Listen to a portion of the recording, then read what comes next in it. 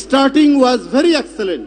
এখন কোনো পেট্রোল পাম্পে কিলোমিটারের পর কিলোমিটার লাইন ধরে, যার সকালটা ভালো তার সারা দিনটাই ভালো। সমাজে অনেকে যাদের সাথে দেখা হয়, যারা আমাদের সাথে একটা সামাজিক সম্পর্ক আছে, তারা গল্প করলে প্রায় বলেন যে স্টার্টিং ওয়াজ ভেরি এক্সেলেন্ট, শুরুটা খুব ভালো মনে হচ্ছে।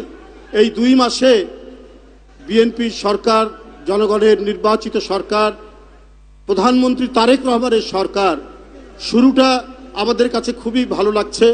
কারণ যা প্রতিশ্রুতি দিয়েছেন, আপনার কৃষকদের কার্ড, দরিদ্র জনগণের জন্য কার্ড, এরপরে আপনারা দেখেছেন যে যুদ্ধের কারণে আমাদের জ্বালানি তেলের কি সংকট, এই সংকট এখন আছে।